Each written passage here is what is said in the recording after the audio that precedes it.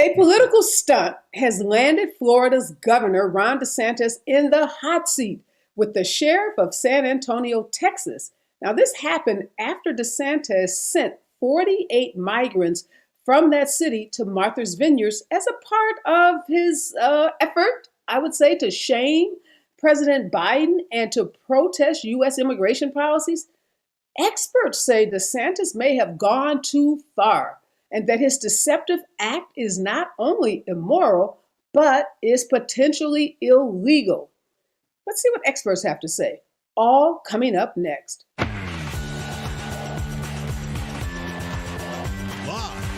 from Los Angeles, this is the Special Report with Areva Martin.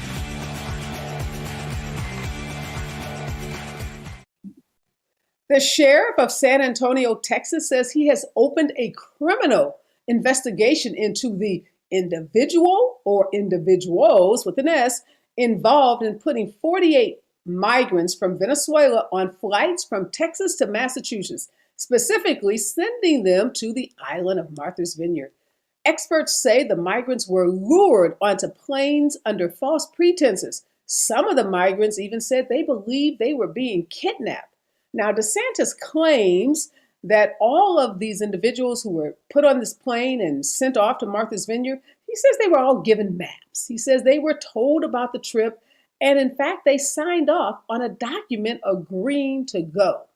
Now, lots of folks doubt that. We haven't seen any of these signed documents, but we do know that the state of Florida has set aside $12 million, which DeSantis says he's going to use every penny of to send migrants, immigrants from not only Florida, apparently, but other states in the South, like Texas, to the Northeast, to the Northwest, places like even Joe Biden's residence in Delaware.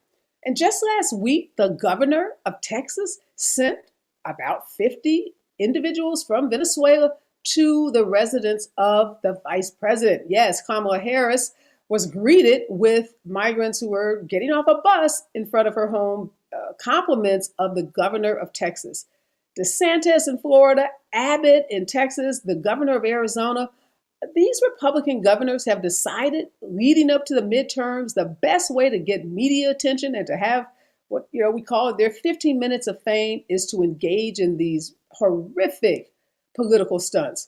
But today we're asking, are these shenanigans potentially illegal, and how will they be held accountable? If they will be held accountable is the bigger question. Here to help us answer some of these questions for our first panel is Daniel Hanlon. Dan is a Pasadena, California based immigration attorney, and he's pissed off about these antics of Governor DeSantis and others who are using these individuals as political pawns. Good morning and welcome, Dan. Thank you for joining us. Good morning, Areva, and thank you for having me. All right, what are we to make, Dan? Some of these migrants that were shipped off by DeSantis from a state that he's not even a governor of said they felt like they were being kidnapped. Are there any criminal charges that DeSantis and others might face as a result of these antics? Well, potentially, definitely, yes. I think under both state law in Texas, and that's why you mentioned earlier that the sheriff of Bexar County is investigating this case because he does believe there's credible evidence that many of the Venezuelans that were forced aboard this plane were coerced and or duped into signing waivers. We don't know if language protections were there, due process. There's no procedure for this because he's gone way over his skis here. It's not within his bailiwick to be doing this. And then federally, there are anti-smuggling, anti-trafficking statutes that could be implicated here. And it's more at this point, I think, of a fact-finding mission because we don't know exactly what happened in each case, but we do know there were claims that people were being told they were going to be given work papers in Boston, that they were going to be in Boston. They never took them to Boston. And so I think a lot of investigation would have to take place before the various authorities could narrow down which statute applies. And I just want to make sure we're talking about this accurately, Dan, because we hear the word, and I did it myself, the words migrants and immigrants being used interchangeably. So tell us what the legal differences are between someone that is a migrant versus someone who is classified as an immigrant. Okay, so the Immigration and Nationality Act, as written in 1952, which is still the framework for our current statute, defines everyone as an immigrant other than specific classes of individuals, which is green card holders. It's people with various non-immigrant or temporary visa statuses, like investors or workers. You hear a lot about the H-1B professional workers. So the reason for that is because the law says if we think you're an intending immigrant and you're coming here as something else, we can exclude you. Mm-hmm. So you're guilty until you prove otherwise when you're arriving at a point of entry, an airport or a land crossing. Migrants generally is more of a colloquial term. Those are people who are moving from one place to another. They're migratory. Are they coming from another country? Possibly. Are they coming from or going from one state to another? Usually for employment or just greener pastures, if you will. So that's the fundamental distinction there. There have been some programs where they use the term migrant, like agricultural workers, but they've been very limited in scope. And so the term immigrant is more widely used and understood in the legal context. So should these individuals, should we be thinking of the ones, these Venezuelans that were put on these airplanes and sent to Martha's Vineyard, should we be thinking of them as immigrants? Well, I believe the term I prefer is non-citizens. But if you're looking from a strictly definitional standpoint at the statute, they are immigrants because they were coming here to stay indefinitely, if not permanently.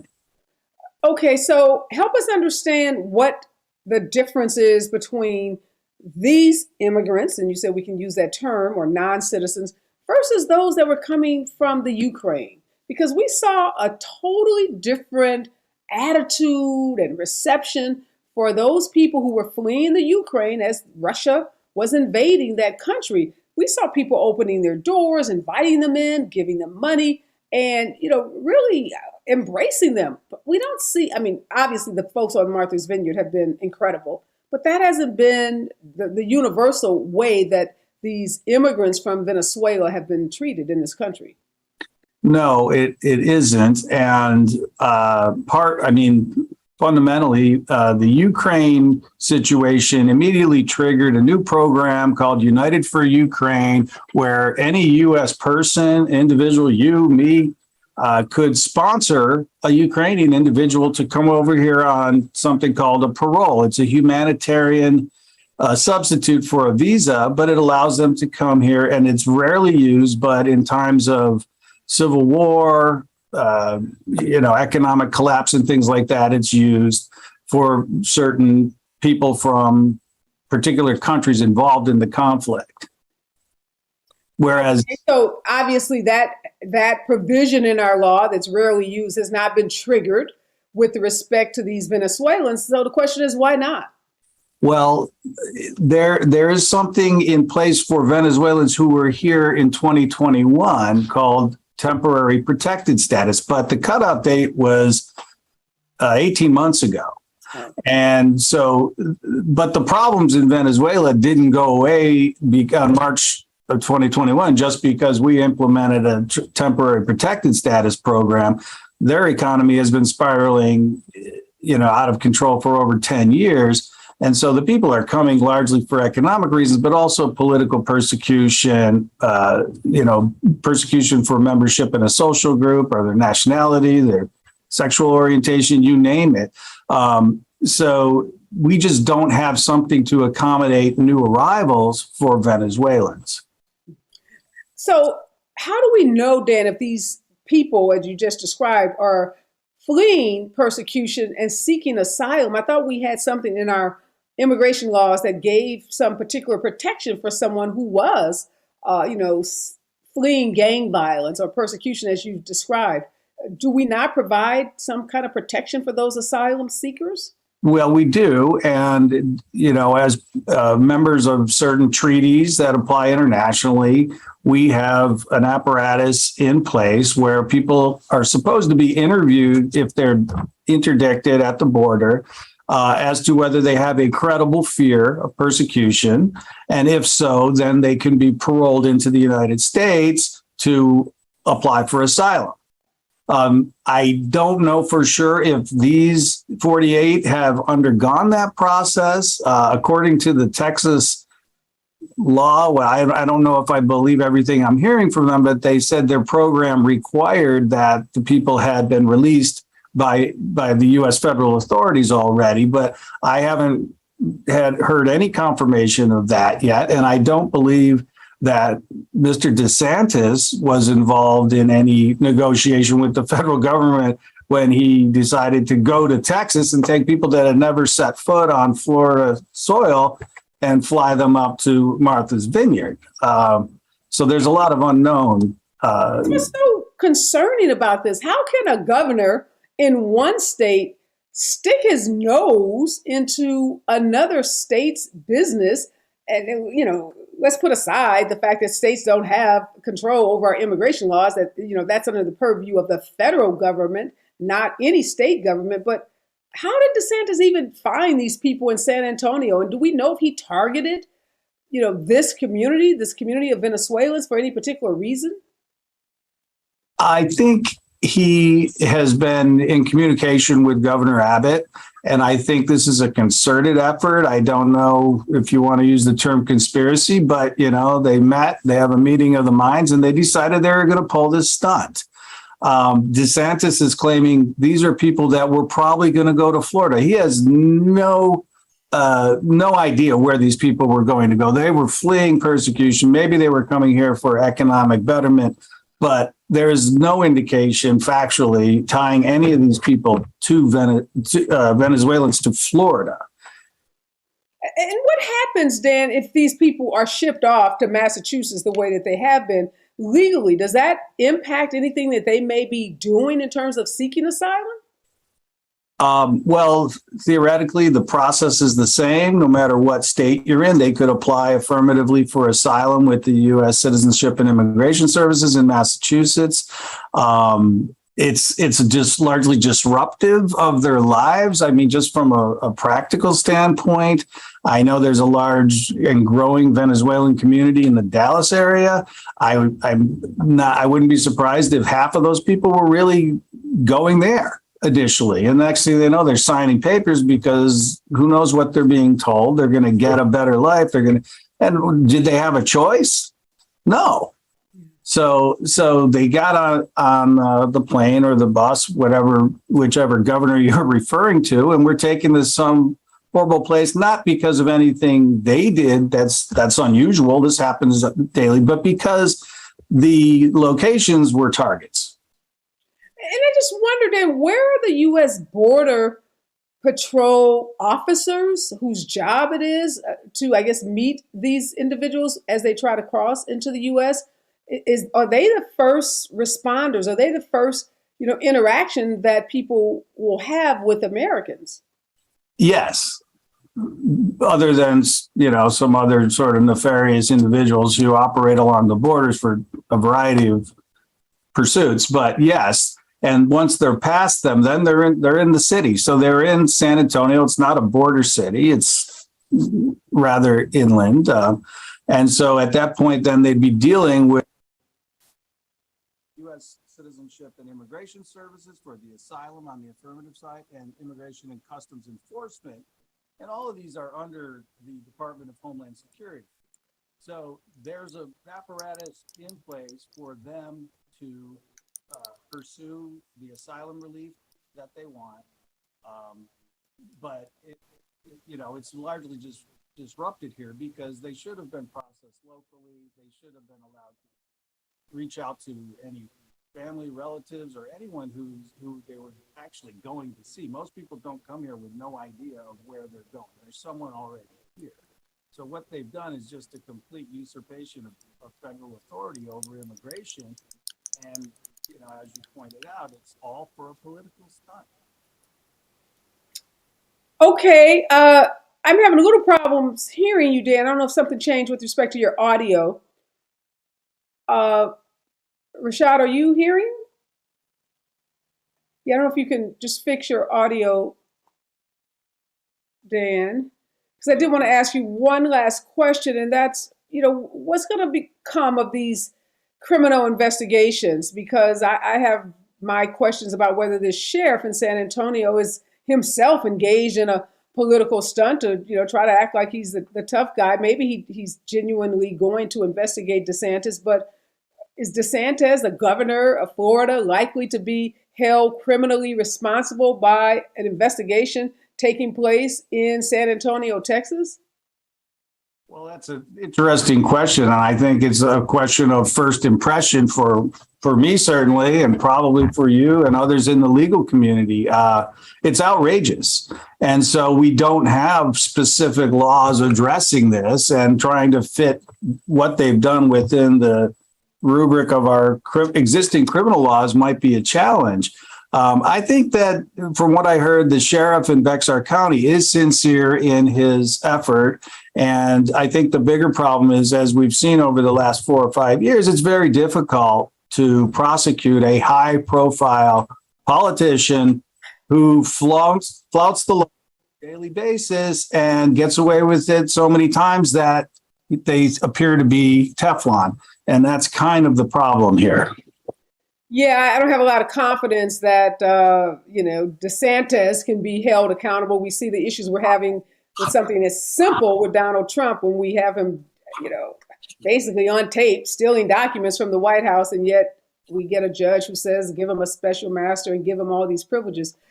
I do want to know, Dan, in your opinion, you're an immigration attorney, has the attitudes changed towards immigrants over the last 5 years or so?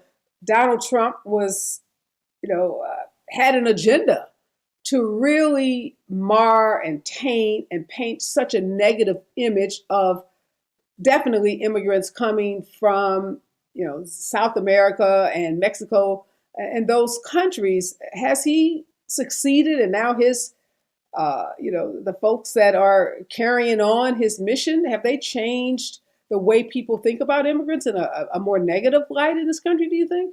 Well, I do believe they did change the way, not just the way people view about immigrants, but the way they're willing to be vocal about their views that they may have held personal in the past. And so that is exactly how Trump launched his campaign, how he got elected, and how this whole sort of tidal wave of anti-immigrant sentiment carried a lot of politicians into the House. But I do believe that it's sort of a torch that's flaring out here because they've gone too far on multiple levels. This is an example of that writ large. And so I think that a lot of people who are more centrist, this is not a conservative versus a liberal issue. This is a humanitarian issue. This is a humane issue. How do you treat people? And a lot of people are just sick of it. Clearly on the Democratic side, but also on the Republican side, it's just wrong. I mean, for lack of a better word. So I'm thinking that this is the end of it. I like to think we're on the downward slope or decrescendo of this whole Trumpism and MAGA movement where hate everybody. It's cool to say so because it really isn't. Yeah, and lastly, Dan, help us with some arguments, counter talking points, because if you turn on Fox News, they want to paint this image of immigrants being like the worst people ever. And it's so hypocritical because you think about the agricultural community and so many of those people probably on Fox News who have immigrants working in their homes, working in their businesses. If you run a restaurant, if you run any kind of, hospitality business in this country, you just go into the kitchen, right? Go into the housekeeping staff of any major hotel that's owned by, rich dudes like Donald Trump and see who's working there, right? So we know this whole anti-immigrant, sentiment is a bunch of BS. So give us some more eloquent, other than BS, ways that we could say to these far-right MAGA people that this whole argument about why immigrants are so horrible for this country. Help us just tell them in one or two ways that that's a bunch of crap. Well, I do believe that most of them know this, but not all. The rank and file voters who just listen to things and vote against their self-interest, they're never going to understand it. But with those making the decisions, they're not going to pay attention until it hits them in the pocketbook. And all these people coming in, there's an employer in the U.S. who, with a wink and a nudge, is hiring them on the spot, and they're manning all the restaurant kitchen positions, they're cleaning people's homes, they're doing manual labor, what have you.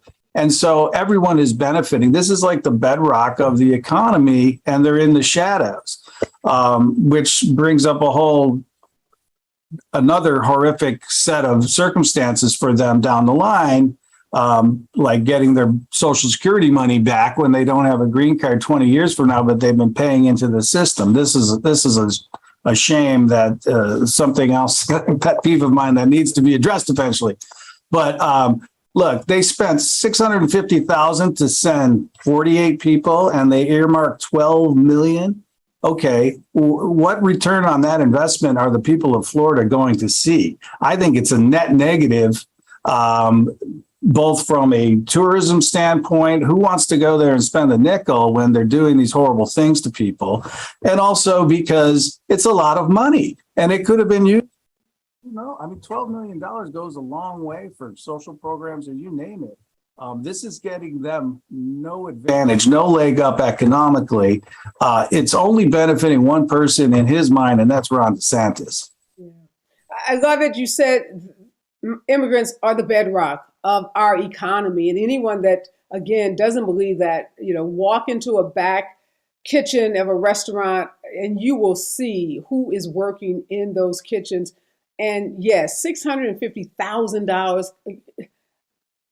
I don't even know, that's beyond first class. That's beyond chartered jet. 48 people, could get a plane ticket from Texas to Massachusetts for $500. So somebody's getting rich on this. And obviously this money is not being used for the citizens of the state of Florida. And hopefully they will send a strong message in these midterms that enough is enough, and, send Ron DeSantis packing. Maybe he'll get on a plane and go back to Massachusetts or something.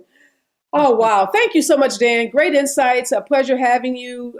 We'll keep watching this story. We know some folks are headed to Delaware to sit on Biden's doorstep, and more will probably be, shipped all over the country. Poor people. We just had to keep those people in prayer and hope that these midterms really send a strong message to Republicans that this kind of behavior is absolutely positively unacceptable by the United States. So again, thanks, Dan, for joining me. You're very welcome. Thank you for having me. My next guest is Dr. Christopher Towler. He is a professor of political science at Cal State Sacramento. Good morning and welcome, Dr. Towler. So we've been talking this morning about primarily Governor DeSantis of Florida, but there's also been the governor of Texas, the governor of Arizona. They too have used migrants as a political stunt, shipping them off from their states to states in the Northwest, trying to make some point, and also the Northeast. We've seen them be shipped to D.C. as well, that somehow the Biden immigration policies are inadequate, insufficient, and they want to highlight this by, shipping these large numbers of migrants to these other states. What do you make of this from a political standpoint? Is this a good thing for the Republicans, or is this going to backfire on them? I think it's absolutely a political stunt, as you stated. It will likely have a powerful reaction and resonate with their base, which is really where they want to be at right now with the primaries winding down and the midterm elections ramping up. As far as a general tone it sets for the country, they are experiencing quite a bit of backlash. The stunt to send migrants to Martha's Vineyard was not very well thought out. Martha's Vineyard has a long history of inclusion, going all the way back to the 1800s as being part of the Underground Railroad. And we also see sending the migrants to small towns near Biden's house is now starting to sort of unravel a long paper trail of government funding being given to these private corporations to do these stunts, which is exactly what the Republicans are campaigning against, is kind of frivolous funding and spending government money in ways that shouldn't be. Yeah, I was shocked, and I hope the rest of the country was, to learn that DeSantis spent $12 million shipping, flying, I shouldn't say shipping, but flying 50 people from San Antonio, Texas to Massachusetts. I can't imagine under what, scenario it would cost, even if you flew them private jets, first class, $12 million. Yeah, so account for that? Right. As I said, I think this is going to score major points with the base and really bring sort of hardcore and probably MAGA Republicans together on this. As far as scoring points with the country, though, it's stunts that probably are going to be short-lived and are not going to be a good look following the midterm elections, as many Republicans across the country are also campaigning against corruption and campaigning against giving funds like this to small corporations, which who knows who these corporations have ties to, who these airlines are tied to, and where this money is actually going. And so again, in the short run, it might really excite people who are already very sort of excitable when it comes to the Republican Party, and their hopes are pull them out strongly for the midterm elections, but they're going to be short-lived and really not going to look good on the Republican Party down the road. Do we have any examples, Professor Tower, of any governmental entity, governors or state legislatures, doing anything like this? I'm thinking back to the era before civil rights legislation was passed in this country in the 60s, and how the South used African Americans as pawns, as political pawns. Can you give us some, history about whether stunts like this have been used by politicians in the past with other groups of people? Yeah, prior to the civil rights movement, other groups of people were moved around the country in order to create political boundaries or political majorities, or even to break up majorities in certain ways. Since then, though, laws have been passed that make it illegal, especially for migrant groups, to be shipped in such a way as it threatens their immigrant sanctuary status and threatens their ability to become legal residents or even citizens one day. And so there has actually been, as of yesterday, I think, a criminal investigation opened up into these acts by the Sheriff's Department, because they are in violation. If this is what's going on, they are in violation of human trafficking laws and several criminal felony laws as well. Yeah, we talked earlier in the show with the immigration lawyer about some of the laws that potentially were broken by a governor and other governors who are engaged in similar conduct. I'm just wondering, though, with respect to those African Americans that, as we talked about, were shipped from the South to the North for various reasons, like to break up majorities, voting blocks in the South, again, to send some kind of message to Northerners about, race relations in the U.S. Are the Republicans taking a playbook out of some of those Southern, racist politicians that were engaged in this conduct pre-civil rights legislation, or is this coming from someplace else? I'm just trying to understand the origins of this that we're seeing. The origins of shipping groups, underrepresented groups, is unfortunately stretches far beyond the Republican Party, all the way back to colonialism and the first 100 years of our country. Our country has a long history of packing up and shipping groups, started with indigenous populations in order to move populations first off of land that was wanted by colonists and white Southerners, and then also for political reasons, as you mentioned, to break up or create majorities and minorities across the country. It's no surprise, again, as these legacies stick with us. Many of the other Republican policies right now having to do with voting rights are in the legacy of Jim Crow legislation that was undermined by the 1965 Voting Rights Act. And so it is sort of typical, especially for conservative groups, to use past successful strategies over and over and over again, because it means that they're able to utilize the institutions in ways that they've been historically working.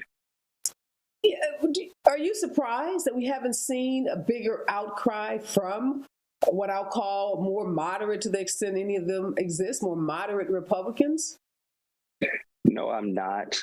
Simply by the fact that now we are facing a midterm election where it's Republicans in most cases versus Democrats. And so there's no longer a primary contender. There's no longer a sort of contest between moderate and far right Republicans in the party. And so anything that separates or breaks apart the Republican Party, any of those types of arguments are just not going to be helpful at this point. And so Republicans, especially even moderate Republicans, are going to most likely stick with the party here because their main opponents in these midterm elections are going to be Democrats. And I guess, a part of what we know Abbott and some of these other Republican governors are doing, they're really usurping or trying to usurp the authority of the federal government when it comes to immigration policies. And help us understand what that separation is between what rights does a state like Texas or Florida have as it relates to immigration policy versus the United States government, where we traditionally think of as having the power to make legislation around immigration. Yeah, this is an age-old debate fitting within our system of federalism, a debate that goes back again to the origins of our country, and immigration has always been central to this debate. For centuries, states had almost all the power when it came to immigration and deciding who could and could not come into their borders. We see the Supreme Court making some decisions here and there, but it's not really until 1920 that you actually see comprehensive federal legislation come into effect that addresses immigration and naturalization on a entire countrywide level. And so this idea that the federal government has power over who can come in and who can be in states is relatively new. However, the 1919 Federal Immigration and Naturalization Act did put the federal government in power over states in such a way that states did have to follow federal law when it comes to immigration. And so there is a battle here where states resist many times federal immigration law because there's a history of states being able to decide their own battles here. But the last 100 years or so, we have seen the federal government sort of step up its power and its ability to control things and to decide who can and cannot come into our country and in between the different states. So what rights at this point does the federal government, i.e. the Biden administration, the Department of Homeland Security, and all of those departments that are responsible, as you said, under this federal system for immigration, what can they do to a Texas, to a Florida, to an Arizona if they continue in this rogue conduct of shipping people people who unknowingly are being shipped away from states, from communities, being promised that they're going to get jobs, promise that they're going to get better housing, promise that they're going to have expedited immigration hearings, or make all these false promises that we are learning are being made to these individuals. What consequences can these states face from the federal government? Right. So I think one consequence that we've already seen, not necessarily from the federal government, is possible criminal charges at a state and local level. However, the federal government can also open up their independent investigation into these matters, and I'm expected that something probably will happen depending on what takes place in the current criminal investigation that's been opened. But really the answer here is to provide more resources to migrant groups that are coming across our borders. And so the federal government does control the international border, in this case between these southern states, Texas and otherwise, and Mexico, and providing resources and clear paths to naturalization and citizenship for these migrants at the border itself will be really, in the long run, the best way to discourage these kinds of acts in the future, as it will be less difficult to confuse and take advantage of these migrant groups if there are clear resources, clear information for them as soon as they get into our country and cross that southern border.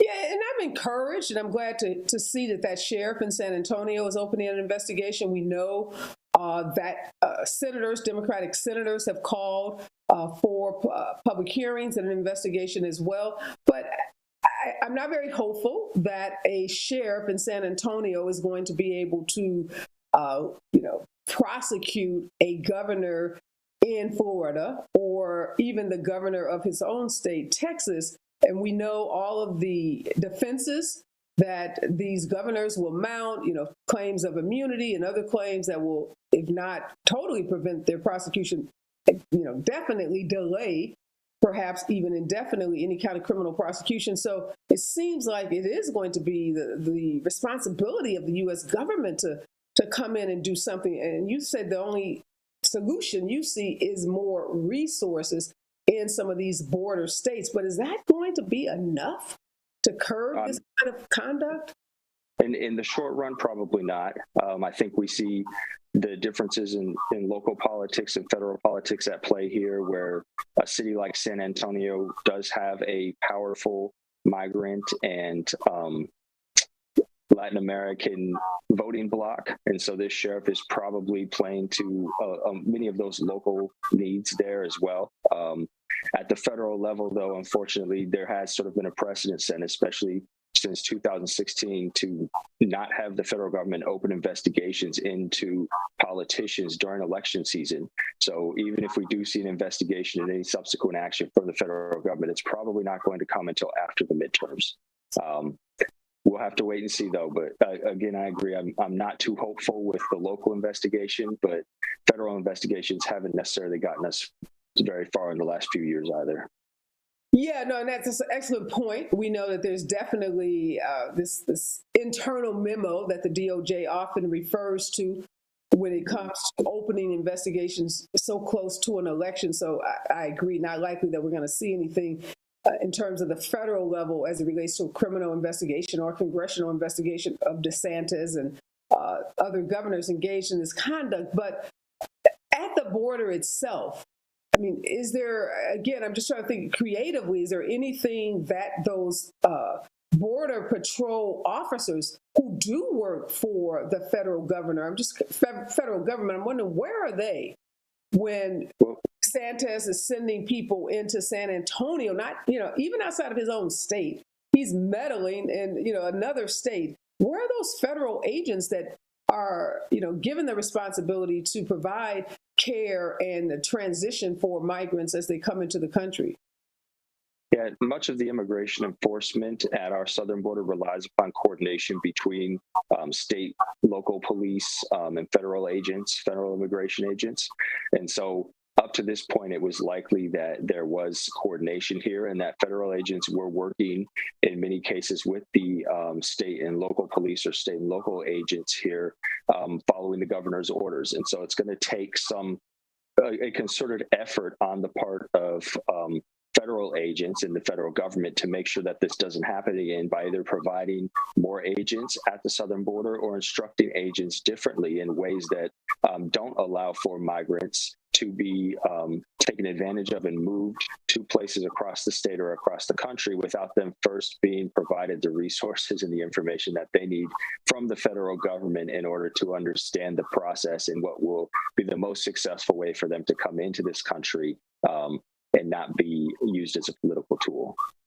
So, Dr. Tower, I know that you direct the Black Voter Project public opinion survey. How is this issue of immigration and these political stunts that we are seeing executed by these Southern governors, how is this playing with Black voters as we head towards the midterms? Yeah, in states where Black voters could make a difference in midterms, states like Texas, states like Georgia, these southern states that have borders or are close to our southern border, this is not going to sit very well with Black voters. Traditionally, immigration has sort of been an issue that comes and goes with Black voters, but the racial polarization in our politics right now allows for this issue, especially with the story of Martha's Vineyard. I mentioned there's a sort of long history with the African-American community and Martha's Vineyard that could very well be used to turn out Black voters against Republicans who have been participating, who have not come out and spoken against these sort of political plots here using migrants. And so it's definitely not viewed very well within the Black community and Black voters at this point, and could possibly continue to be used to mobilize.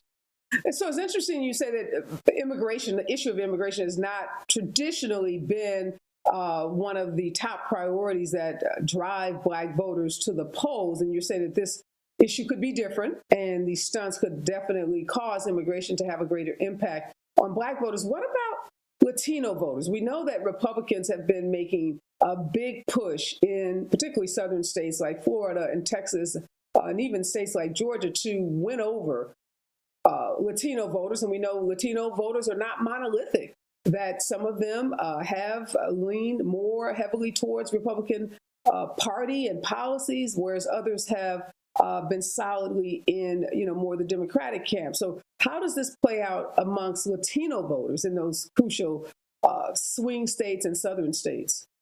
Yeah, I think that's going to depend on exactly what you said on the sort of group within Latino voters that is being targeted and sent this information.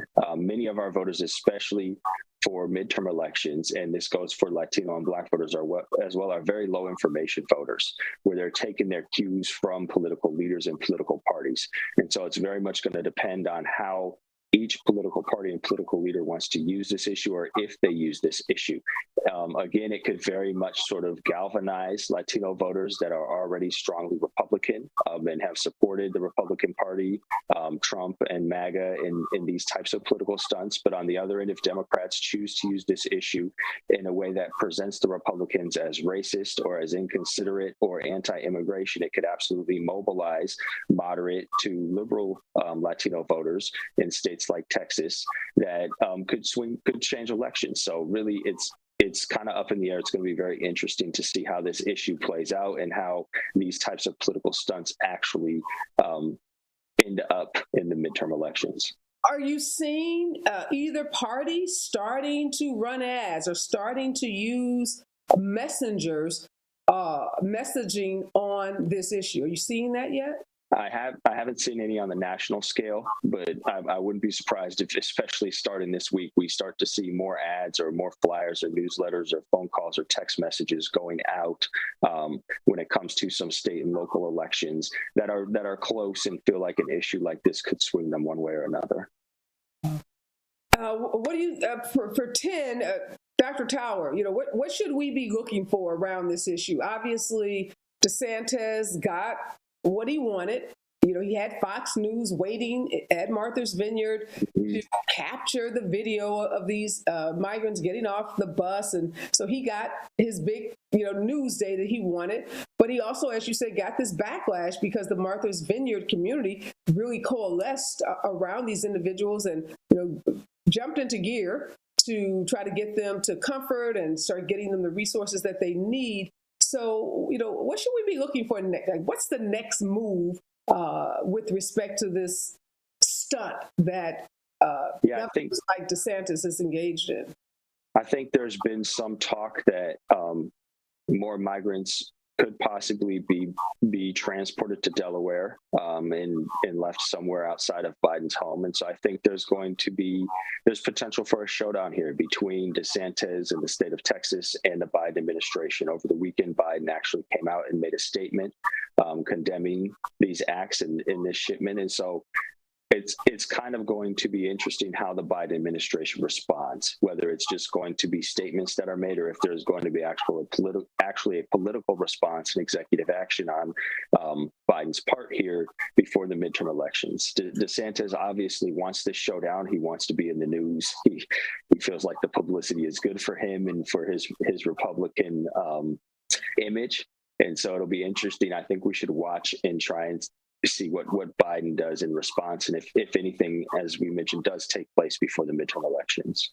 And I'm glad you brought up that executive order, because one of the questions I was going to ask you as we close is, does this mean we need stronger and perhaps additional immigration laws, which obviously we're not going to get passed between now and the midterms? But you do bring up an executive order as a possibility. What would that order look like if Biden was trying to take a more aggressive stance? Obviously, he made a statement, as you indicated, But that's not going to stop DeSantis. He's gotten the attention. He knows this is an attention grabber. So send migrants to Biden's home. We'll probably see some shipped to San Francisco to Nancy Pelosi's home. We'll see them, shipped to Brentwood, California, to where Kamala Harris has her California residence. There's no telling where these unfortunate people may end up. But what kind of order could Biden issue? I don't think there is a single order that Biden could issue that would settle this debate or solve what's going on right here. I think since the mid 2000s, there's been aggressive immigration debate. Certain states have taken a progressive side and have actually become sanctuary states. States like California and other states like Texas have taken a more conservative, a very aggressive conservative side, pushing against immigration and trying to have tighter borders and supporting even Trump's notion of building a wall on the southern border. And so I don't think it's going to be a swipe of the pen. I think, as I mentioned, what we need is comprehensive immigration reform that continues to provide resources and information to people that come to this country and provides a much more clear pathway to naturalization and citizenship, a way for immigrants to know exactly what they need to do and exactly the rights that they have once they get here. All right, Professor Tower, we'll be watching. As you said, this is not over, and clearly the far right and the MAGA crowd is loving this, and they're loving the attention that they're getting, their party is getting, and these individuals like DeSantis that have their sights set on office beyond their states. We know DeSantis is eyeing the presidency, and he sees this as just another way of increasing his visibility and his support amongst those hardcore Trump supporters, because we can't forget that Trump, used the caravan to win over votes, for the midterms when he was in office as well. So probably not much is going to change. And hopefully voters, though, I'm glad to see that Black voters in particular are, looking at this issue and hopefully voting against Republicans and making a difference in some of those swing states. Thank you so much for your insights, and thanks for joining us this morning. Of course. Thank you for having me. All right, my next guest is Daniel Cooper Bermudez. He is the founder of Hearts on Venezuela. This is a human rights organization, and Daniel has been tracking what's happening with DeSantis and sending those 48 Venezuelans to Martha's Vineyard. Good morning and welcome, Daniel. Good morning. Thank you so much for having me. I just want to clear up. I think I misspoke in talking to the professor. So the Florida legislature set aside $12 million total. This trip, we are told, cost the taxpayers of Florida $650,000. Dan, our first guest, the immigration attorney, made that clear. So I just want to ask you, Dan, what's happening with these individuals? Because we've been talking about the stunts from these governors, but I really wanted to talk to you today to give us what's happening on the ground with the 48 individuals who found their lives upended because of this political stunt. So the situation with Venezuelan migrants who are being bused to different areas of the United States varies per city in which they find themselves in. The city in which I'm most familiar with the conditions is New York City.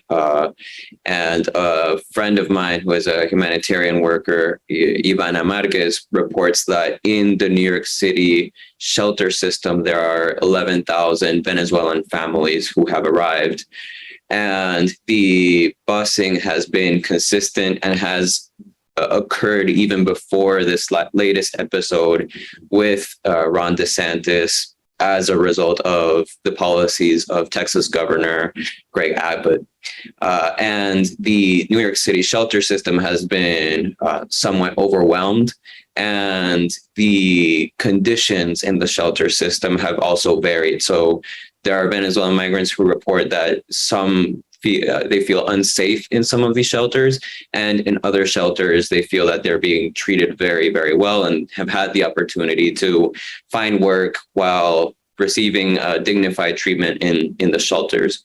So I think for Venezuelans, and if you want to center the Venezuelan immigrant population who is arriving to the US, I think all policymakers in the United States should focus on how to receive the immigrant population with indignified conditions. So if the busing is going to continue and it cannot be prevented, then Democratic governors and Republican governors in states like Massachusetts, New York, and Washington, D.C. as well should take measures to prepare to receive this immigrant population, receive and have that improved, have their shelter system improved, have social services attentive with proper language services and interpretation, and pair immigrants with job opportunities, which is what most people desperately need in order to start making some money and sustain themselves while in the U.S. Help us understand what's happening in Venezuela that's causing people to flee the country.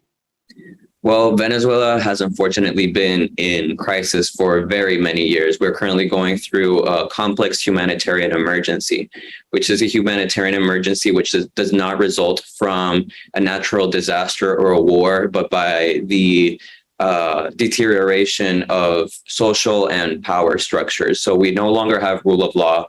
We no longer have a democracy. And the result of not having these things means that we do not have a state or a government which provides the basic social structures to protect people and to guarantee people's rights. So as a result, since 2013, there has been between a 72 and 80% fall in the gross domestic product. So imagine the economy of a state like Texas falling to 25% of its current capacity in a scale of less than 10 years.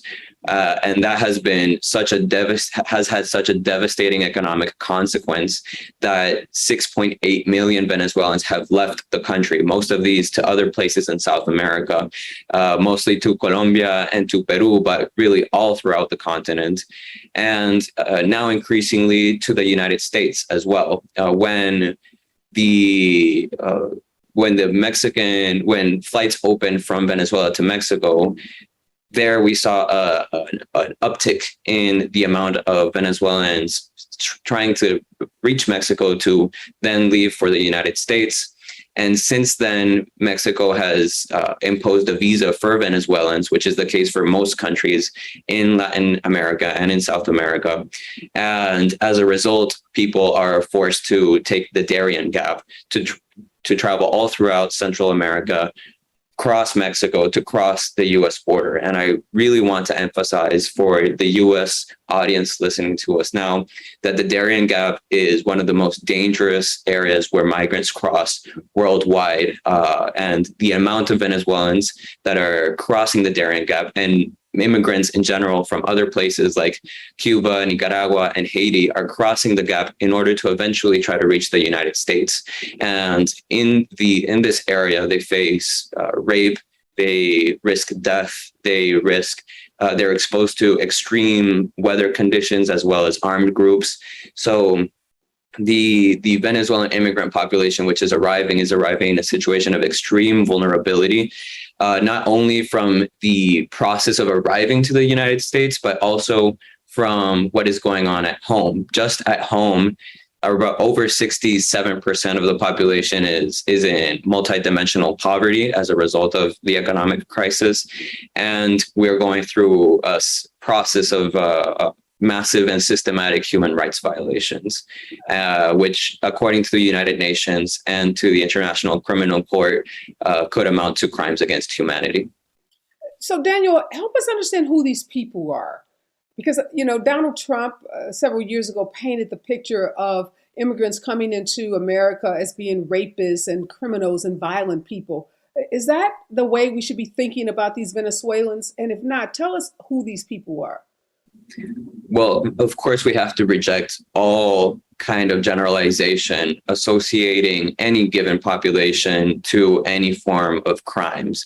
That is never the case. In every population, in every place, most people are just trying to make ends meet, and there's always people who have problems, and the systems, the justice systems should be in place to impartially have justice and protect the rule of law.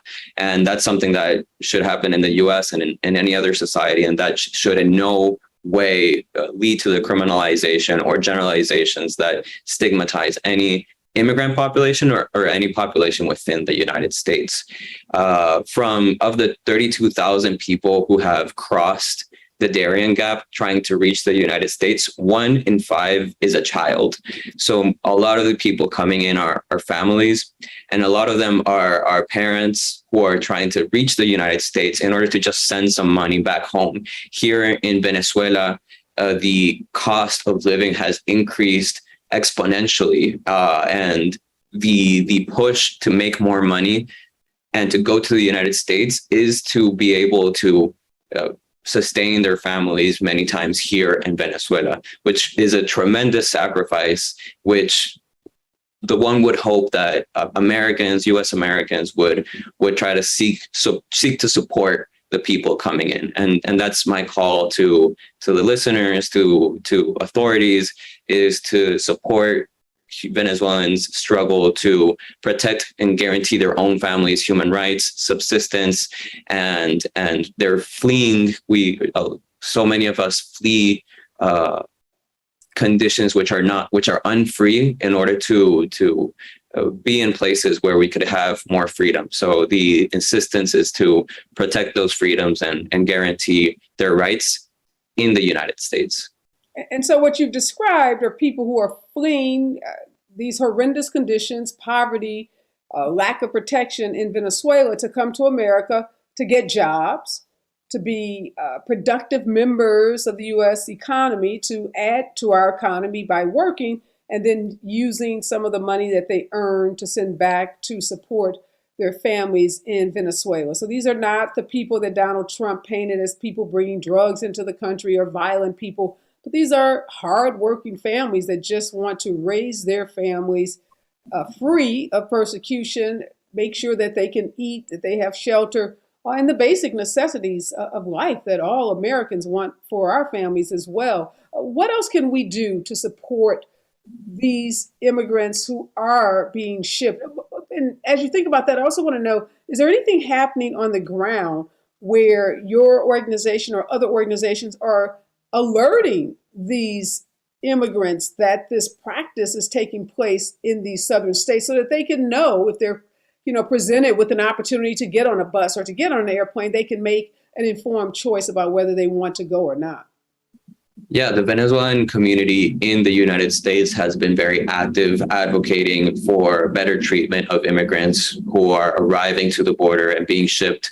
We insist that informed consent is absolutely essential if they are going to be transported anywhere. And it should be a matter of public policy, of coordinated public policy, which centers these people's rights. So the Venezuelan community in the United States, the Venezuelan American community has been very insistent on this.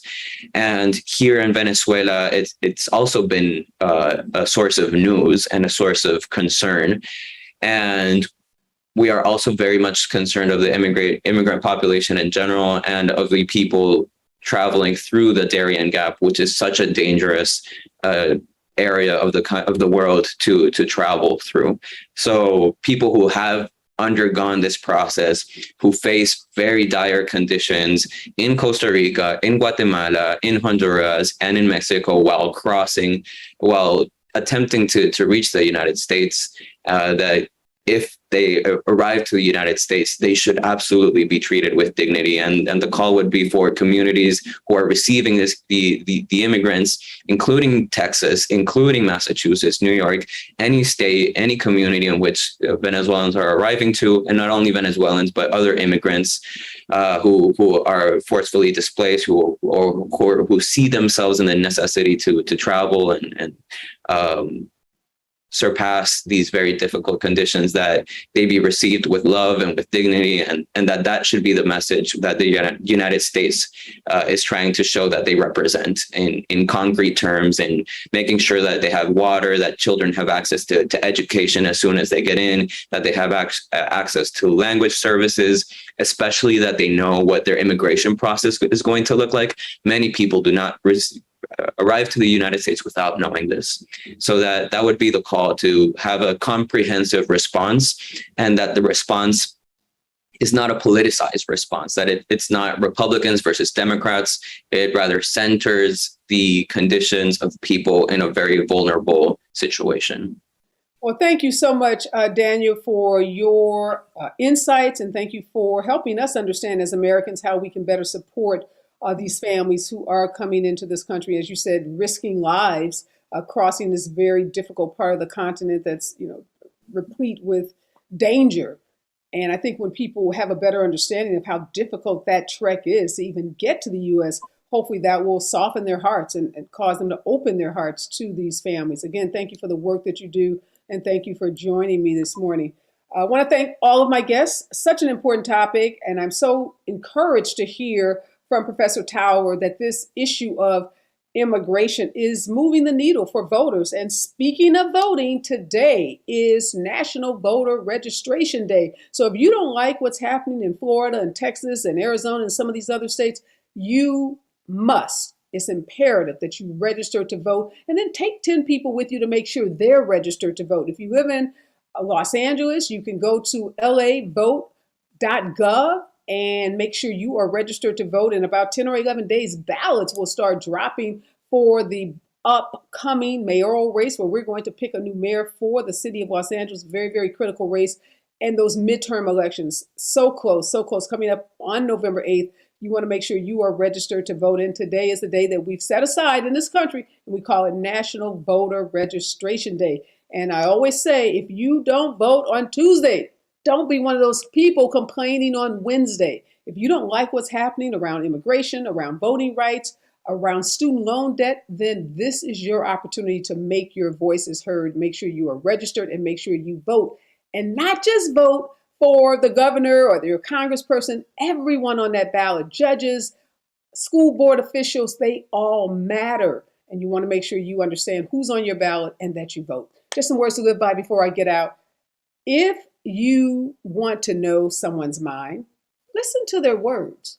But if you want to know their heart, watch their actions. So important. Watch what these Republican governors are doing. That tells you everything you need to know about them. And it tells you why they should not be anywhere near the seats of government and power in their states, and definitely not in our White House. Message for Ron DeSantis. All right, folks, if you are not from LA, you can also go to usa.gov and find out where you can register to vote. Please, please, please, I'm begging you, it's imperative that we all vote. Be safe out there. Remember, we're all in this together.